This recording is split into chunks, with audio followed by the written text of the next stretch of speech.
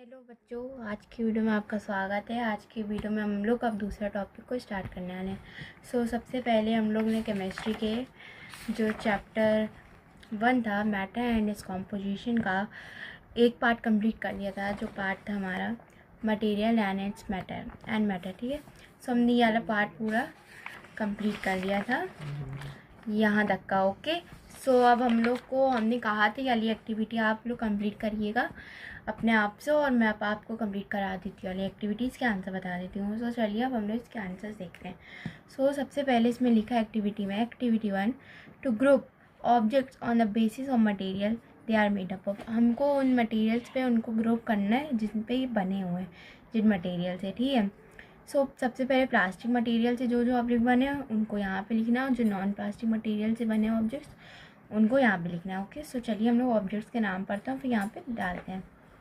सबसे पहले objects like pencil तो प्लास्टिक से बनी नहीं है। आपके जो हाथ में पेंसिल है, हाँ कुछ पेंसिल्स होती हैं जो प्लास्टिक से बनती है, वो लेड पेंसिल होती है, लेकिन यहाँ पे नॉर्मल पेंसिल लिखा है तो हम लोग पेंसिल्स को डालेंगे नॉन प्लास्टिक्स में। पेंसिल, यहाँ पे मैंने पेंसिल को डाल दिया। अगला हमारा शार्पनर प्लास्टिक से होता है। आपने मोस्टली शार्पनर देखे होंगे, आपके बॉक्स में रखा हुआ शार्पनर भी बना होगा प्लास्टिक से। शार्पनर को हम लोग डालेंगे प्लास्टिक में।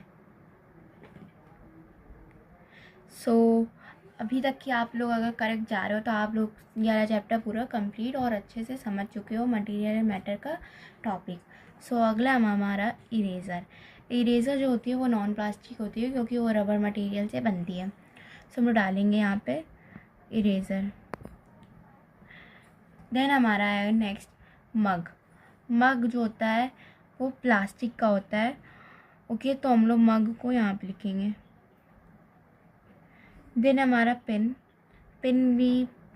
मेटल में होती है, तो हम लोग इसको नहीं लिखेंगे पेन को यहाँ पे। मैं सिर्फ दो नॉन प्लास्टिक में हम लोग पेन को यहाँ डालेंगे क्योंकि वो मेटल की होती है। ओके, देन है पेन होता है प्लास्टिक का, यहाँ पे डालेंगे हम लोग। देन है पेंसिल बॉक्स को हम लोग डालेंगे यहाँ पे क्योंकि वो भी प्लास्टिक का होता है, तो पेंसिल बॉक्स। देन हमारा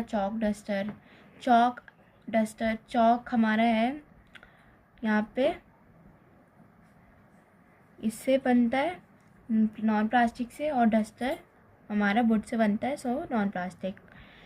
और यहाँ पे हम लोगों को थोड़े से ब्लॉक्स कम दिए गए हैं, लेकिन अगर आप लोग देखें तो सेम ही ऑल थिंग्स। आप चाहे तो आगे की खुद से भी कर सकते हो, और मैं बता देती हूँ आंसर बोल के। ओके, जैसे कि ब्रेड होगी हमारी नॉन प्लास्टिक में, टॉय होगा प्लास्टिक्स में, लंच बॉक्स होगा प्लास्टिक में, सोप होगा हमारा नॉन प्लास्टिक, टूथब्रश होगा plastic. Then etcetera you may collect as many object as possible, यहाँ पे ये भी लिखा है। अभी हमने वाली एक्टिविटी को कंप्लीट कर दिया है, उनके बेसिस क्लासीफाई कर दिया उनके मटेरियल के बेसिस में उनको। अब हम लोग अपना दूसरा टॉपिक को शुरू करते हैं।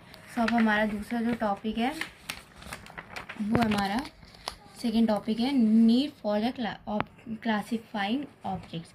क्या नीड होती है हमारी क्लासीफाइंग ऑब्जेक्ट्स की, तो आज हम लोग उसको पढ़ेंगे। Okay, if you visit the library of your school, अगर तुम अपने स्कूल की लाइब्रेरी को विजिट करोगे of your school, you will find that all the books in the library are arranged according to their subjects. तुम लोग देखोगे कि जो बुक्स हैं लाइब्रेरी की वो अरेंज होंगी उनके सब्जेक्ट्स के हिसाब से। जैसे केमिस्ट्री की अलग उसमें ड्रॉर्स में, बायो की अलग ड्रॉर्स में, मतलब साइंस वाली अलग कैटेगरीज में होंगी एंड कॉमर्स वाली अलग। वैसे ही यहाँ लिखा है कि अपनी लाइब्रेरी, स्कूल की लाइब्रेरी में देखोगी तो जो बुक्स होंगी अलग अलग तरीके से अरेंज हो रखी होंगी। देन है फॉर एग्जाम्पल विद एन में all books of mathematicals are arrange together. Examples आप पढ़ सकते हैं कि मैथमेटिकल्स की बुक अलग अरेंज होंगी, साइंस की बुक अलग अरेंज होंगी। जैसे कि मैंने आपको अपने हिसाब से एग्जाम्पल दिया, वैसे ही इन्होंने एग्जाम्पल दिया है। अब do you know the reason why the books in the library are arrange subject wise.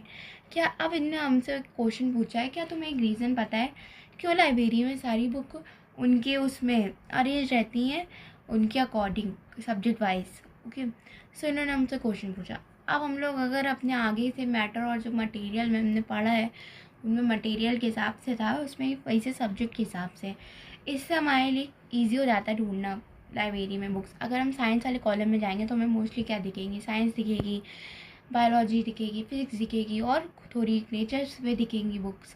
और मैथ्स में जाएंगे तो मैथ्स की दिखेंगी, मोस्टली जितनी भी होंगी मैथमेटिकल वो दिखेंगी। तो हमको इससे इजी हो जाएगा कि हमें कौन कौन से सेक्शन में जाना है, कहाँ से कौन सी बुक निकालनी है। लेकिन अगर सब इधर उधर होंगी तो हमें ढूंढने में कितनी प्रॉब्लम होगी। इतनी बड़ी लाइब्रेरी है, अब हमें हर एक जाके पार्ट्स में अपनी अपनी बुक को देखना है। ऐसे पार्ट्स में डिवाइडेड है तो हम लोग ईजिली देख पाएंगे।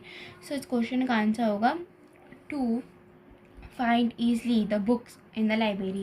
So this is because it helps you to locate easily the books you read. So यहाँ पे लिखा भी है कि ये हेल्प करता है तुम्हें, ये इसका आंसर भी दिया है इन्होंने कि ये हेल्प करता है तुम्हें लोकेट करने में बुक्स को ईजिली। जैसा कि मैंने बताया वैसे इन्होंने बताया है कि हमारी ईजी बना देता है बुक्स को लोकेट करना।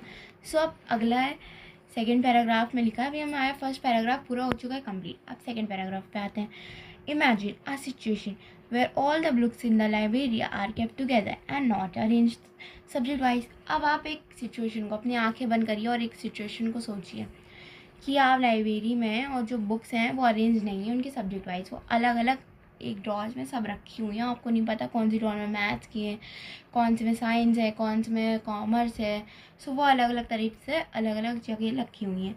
तो अब आपको सोचिए क्या होगा। Where else you find that various objects have been grouped. So अब हमारा तीसरा पैराग्राफ है। Where else you find that various objects have been grouped. जहाँ पे भी आप देखेंगे हम लोग ग्रुप करते हैं ऑब्जेक्ट्स को उनके बेसिस में, ठीक है। इसमें पूछा है क्यों करते हैं, कहाँ, किस लिए करते हैं। So do you see grouping of various utensils species etcetera. आपने देखा होगा कि जो यूटेंसिल्स होते हैं, यूटेंसिल्स मतलब जो हम लोग खाना पकाने में जो हथियार, मतलब वो जो हम लोग वो मटेरियल यूज़ करते हैं, सबको यूज़ करते हैं, उनको हम लोग यूटेंसिल्स बोलते हैं। ओके, सो यूटेंसिल्स में जैसे कि हम लोग ले सकते हैं कढ़ाई, ओके, जैसे कि इन्होंने कुछ प्रेशर कुकर, राइस बोल, ये frying pan and non stick कढ़ाई, इन्होंने कुछ एग्जांपल्स पे दिए। वैसे हम लोग भी कुकिंग वेसल्स के एग्जांपल्स में देख सकते हैं। इन योर किचन, हमारे किचन में। What about the various thing in a grocery shop. और ग्रोसरी शॉप के बारे में क्या है, उनमें कैसे अरेंज होती है, उसमें भी प्रोडक्ट्स अलग अलग तरीके से अरेंज रहते हैं। तो जैसे कि वो जो डेयरी प्रोडक्ट्स होंगे वो अलग होंगे अरेंज्ड, अलग ग्रुप में, अलग में क्लासिफाइड होंगे। जो हमारे जैसे कि आप वेजिटेबल्स होंगे वो अलग में, जो फ्रूट्स होंगे वो अलग में, तो सब अलग अलग सेशन में क्लासिफाइड होंगे। वैसे ही हमारे किचन में भी होता है कि स्पून्स अलग में, एंड जो हमारे ये जो पकाने की चीज़ें जैसे कि प्रेशर कुकर, राइस बोल, ये सब अलग जगह, सब अलग अलग कैटेगरीज में क्लासिफाइड होते हैं। What about the various object, ये हमने पढ़ी है। अभी हमारा नेक्स्ट पैराग्राफ है। Different items are kept in separate shelves. जो अलग अलग टाइप्स के आइटम्स होते हैं वो अलग अलग शेल्फ्स में रखे जाते हैं। जैसे टूथपेस्ट अलग शेल्फ में, तो शैम्पूज़ अलग शेल्फ में, सोप अलग, तो बिस्किट अलग, एग अलग, तो पिकल्स अलग। सबको अलग अलग सेक्शन में, शेल्फ्स में हम लोग वो करते हैं, डिवाइड करते हैं और हम लोग क्लासीफाइड करते हैं अलग अलग ग्रुप्स में। इन सबको यानी सारी कैटेगरीज से are arrange in separate shelves. जैसे कि मैंने बोला उनको अलग अलग शेल्फ्स और ग्रुप्ड में हम लोग सेपरेट कर देते हैं, ठीक है।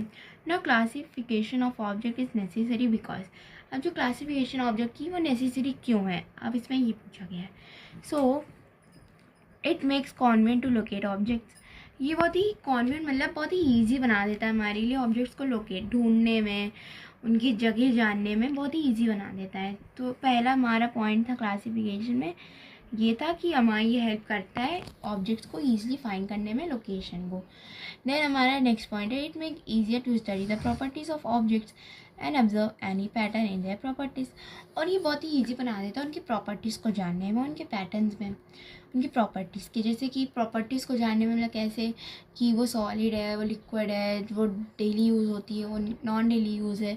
सो उसमें अलग अलग प्रॉपर्टीज़ में उनको जानने में, ऑब्जर्व करने में, उनके पैटर्न्स को ईजी होता है और सरल बना देता है। If we know the properties of one member of a group. अगर हम लोग एक मेम्बर के ग्रुप की प्रॉपर्टी पता होगी तो हम अदर की भी जान जाएंगे।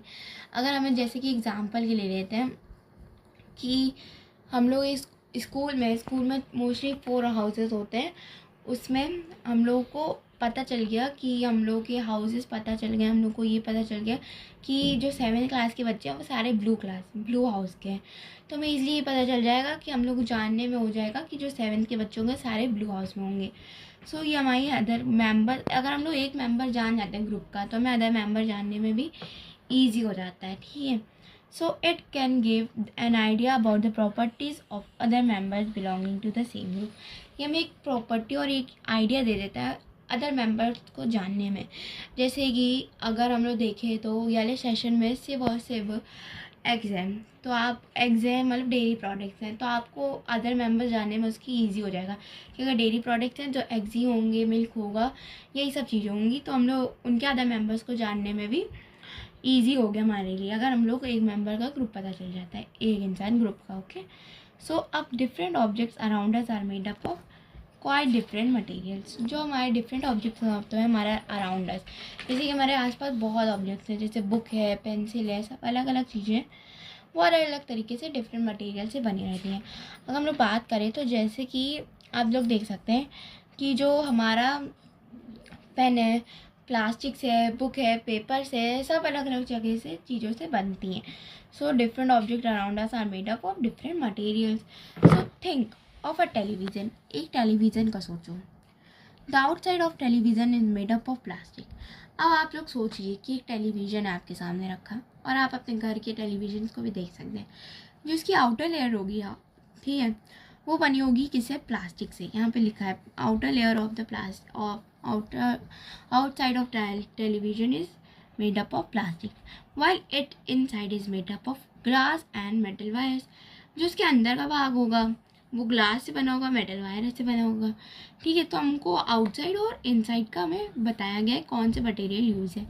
There can be several objects that can be made up of same material. वहाँ पे बहुत ही सर्वल टाइप के ऑब्जेक्ट्स होंगे जो एक जैसे मटेरियल से बने होंगे, ओके। जैसे कि वायर्स बनी होंगी मेटल से, ग्लास से यूज़ होगा, प्लास्टिक का यूज़ होगा। This can be several objects. For example books, notebooks, newspapers and magazines are made up of paper. जैसे कि आप हम एग्जांपल पे लें कि जो नोटबुक्स हैं, बुक्स हैं, कॉपीज़ हैं, जितनी भी चीज़ें हैं सारी पेपर से बनी है। Many cooking vessels are made up of metal. जो कुकिंग वेसल्स होते हैं वो मेटल से बने रहते हैं। तो इसमें अलग अलग जगह क्लासीफाइड कर दिया ऑब्जेक्ट्स को। अब जैसे एक और एक्टिविटी दी गई है, मैं एक्टिविटी 2। सो एक्टिविटी 2 भी आपके लिए एक होमवर्क टाइप किया, आप मैं नेक्स्ट वीडियो में इसको सॉल्व करूँगी। देन हमारा ये all the materials are made up of matter. जितने भी मटेरियल्स होते हैं वो बने होते हैं मैटर से। जैसे कि मैंने मैटर बताया, मैटर वो सब्सटेंसेस होते हैं जो एटम्स, जब एक एटम और दूसरा एटम कंबाइन करता है तो मैटर फॉर्म होता है। सो मैंने बताया था कि all materials are made up of matter. जितने भी मटेरियल्स होते हैं मैटर से बने रहते हैं। Material can be solid as a wood. Materials 3 categories में हो सकते हैं मैटर, जैसे कि सॉलिड में हो सकता है, लिक्विड में हो सकता है, गैस में हो सकता है। ये तीनों मैटर हो सकते हैं। सच ए सॉलिड में हमको कुछ एग्जाम्पल दिए गए हैं कि वुड और मेटल। लिक्विड में हमें एग्जाम्पल दिए वाटर और ऑयल। जो गैस है उसमें हमको एग्जाम्पल दिया गया है oxygen, carbon dioxide and air. So ये सारे मैटर्स ही हैं हमारे, ठीक है। जो लिक्विड 3 स्टेट्स में होते हैं, पहली solid, liquid and gas, okay. Now in fact birds, animal, human beings and moon and the sun and other stars are examples of matter. जो अब आप एक फैक्ट है, जो बर्ड्स हैं, एनिमल्स हैं, ह्यूमन बींग्स हैं, मून है, सन है और जो स्टार्स हैं वो सारे मैटर्स हैं। Anything at that occupy space and has mass is called matter. जो भी स्पेस ऑक्यूपाई करता है स्पेस, जैसे कि अभी हम लोग एग्जांपल के देखें कि ये जो मेरे पास एक रजिस्टर है, अभी हम लोग इसको रख दें यहाँ पे, तो ये ऑक्यूपाई कर रहा है इतनी स्पेस हमारे बुक की। सो ये एक मैटर है क्योंकि ये ऑक्यूपाई करता है स्पेस और इसका मास मतलब होता है वेट। इसका एक वेट भी है, अगर हम लोग देखें इसका वेट तो इसका वेट भी है।